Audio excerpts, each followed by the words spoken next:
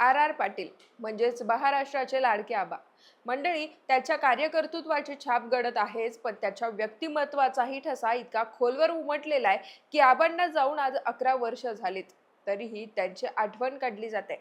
राजकारणाची सुरुवात ते अखेरपर्यंत आबा हे सामान्य माणसाशी जोडलेले आणि स्वच्छ प्रतिमेचे नेते राहिलेत. दरम्यान शरद पवारांनी काँग्रेस सोडून 1999 मध्ये जेव्हा राष्ट्रवादी काँग्रेस पक्षाची स्थापना केली, तेव्हा आबांनी निष्ठेनं पवारांची साथ दिली. पुढे पवारांनी त्यांना अनेक महत्वाच्या जबाबदाऱ्या दिल्या, मंत्रिपद दिली. त्या सगळ्यांना आबांनी न्याय देखील दिला. पण तुम्हाला हे माहिती आहे का की त्यांची राजकारणातली एंट्री नेमकी कशी झाली ते? तर या संदर्भात शरद पवारांनी सांगितलेला किस्सा मी तुम्हाला या व्हिडिओत सांगणार आहे. साधारण 1978चा हा किस्सा असेल. शरद पवार सांगलीला गेलेले असताना भारी गडी दिसतोय, लक्ष ठेवलं पाहिजे असं म्हणाले आणि त्यापुढे पवारांच्या मार्गदर्शनात आबांची राजकारणात एंट्री झाली. पण हा संपूर्ण किस्सा नेमका काय आहे आणि 1995च्या युती सरकारच्या काळात शरद पवारांच्या एका सल्ल्यानं आबांची आमदारकी कशी वाचली होती, त्याची सुद्धा स्टोरी या व्हिडिओतून जाणून घेऊयात. मंडळी, स्वर्गीय आबांची आर्थिक परिस्थिती अत्यंत हलाखीची होती हे आपण सर्वजण जाणतो.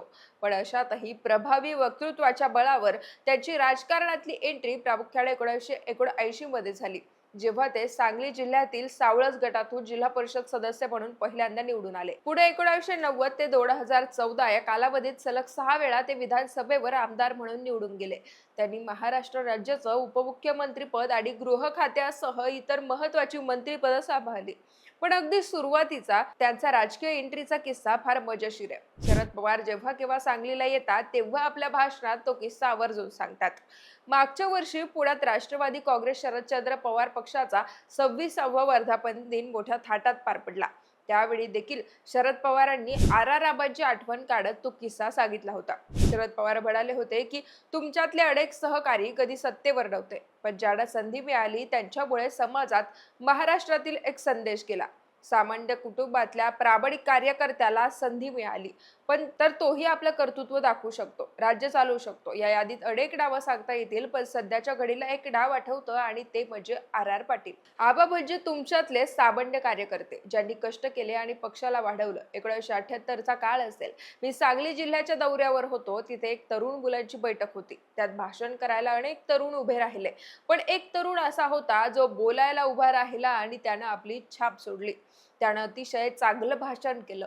म्हणलं, भारी गडी दिसतोय हा, लक्ष ठेवलं पाहिजे. नंतर मी त्या तरुणाची चौकशी केली. त्याला बोलावून घेत त्याच्याशी संवाद साधला. माझ्या लक्षात आलं की याच्यात कर्तृत्व आहे. तो तरुण मुलगा दुसरा कुणी नव्हता तर पाटील होते. नंतर त्यांना आम्ही पक्ष संघटनेत आणलं. पुढे लगेच जिल्हा परिषदेच्या निवडणुका होत्या. त्यात आबांना उभं करण्याचा निर्णय झाला. ते निवडूनही आले आणि त्यांनी सांगलीची जिल्हा परिषद गाजवली. पुढील काळात तासगावच्या लोकांनी त्यांना विधानसभेत पाठवलं आणि महाराष्ट्राला एक कर्तृत्ववान, लोकांचे प्रश्न जाणणारा नेता मिळाला. त्यांचे अनेक निर्णय महाराष्ट्राच्या जनतेला भावले. त्यातून एक संदेश गेला की राष्ट्रवादी काँग्रेस पक्ष सामान्य कुटुंबातील तरुणांना घेऊन सुद्धा त्यांना संधी देतो. तर मंडळी, असा आहे आबांच्या राजकीय एंट्रीचा किस्सा, जो शरद पवार नेहमीच आपल्या भाषणात सांगतात. आता याच दोन नेत्यांमधील आणखी एक किस्सा म्हणजे शरद पवारांच्या एका सल्ल्यानं आबांची आमदारकी वाचली होती. तर हा काळ होता 1995चा, जेव्हा काँग्रेस आघाडीचं सरकार जाऊन महाराष्ट्रात पहिल्यांदा शिवसेना भाजपचं सरकार आलं होतं. शिवसेनेचे मनोहर जोशी मुख्यमंत्री तर भाजपचे गोपीनाथराव मुंडे उपमुख्यमंत्री होते. युतीचं हे सरकार नवखं असल्यामुळे त्यावेळी अनुभवी काँग्रेस नेते या सरकारवर सडकून टीका करायचे. आबांचाही त्या नेत्यांमध्ये सहभाग असायचा. त्यावेळी आबा तासगाव मतदारसंघातून दुसऱ्यांदा आमदार झाले होते. तर घडलं असं होतं की विधिमंडळाचं अधिवेशन चालू होतं आणि आबा भाषण देत होते. युती सरकारच्या चुकांवर ते आक्रमक टीका करत होते. त्यांनी आपल्या भाषणादरम्यान मुख्यमंत्री मनोहर जोशी यांच्यावर 100 कोटी रुपयाच्या भ्रष्टाचाराचा गंभीर आरोप केला होता. त्यावर महाराष्ट्रात चांगलीच खळबळ उडाली होती. आबांच्या भाषणाची चांगलीच चर्चा सुरू होती. हे भाषण शरद पवारांनीही ऐकलं होतं. आबांच्या भाषणादरम्यान शरद पवार विधिमंडळाच्या त्यांच्या केबिनमध्ये होते. आबांचं भाषण झाल्यावर शरद पवारांनी तात्काळ त्यांना बोलावून घेतलं आणि विचारलं की तुम्ही मनोहर जोशींवर जे आरोप केले त्याचे तुमच्याकडे पुरावे आहेत का? त्यावर आबा म्हणाले की साहेब, याचे पुरावे तर माझ्याकडे नाहीत, पण विधिमंडळामध्ये जर आपण आरोप केले तर त्याला कोर्टामध्ये आव्हान दिलं जाऊ शकत नाही. त्यामुळे मी असे आरोप केलेत. दरम्यान शरद पवारांनी आबांना त्यांनी केलेल्या आरोपांची गंभीरता समजून सांगितली. तुम्ही केलेले आरोप बिनबुडाचे असल्यामुळे मुख्यमंत्री तुमच्या विरोधात विशेष प्रस्ताव आणू शकतात आणि तुम्ही जर उत्तर नाही देऊ शकले तर विधिमंडळाचा अध्यक्ष तुम्हाला आमदार पदावरून बरखास्त करू शकतो, असं म्हणत शरद पवारांनी आबांना एक सल्ला दिला की विधिमंडळामध्ये गेल्यावर भाषणामध्ये सुधारणा करा. मनोहर जोशींवर केलेल्या आरोपांची विधिमंडळाबाहेर लोकांमध्ये अशी चर्चा आहे असं त्यात टाका.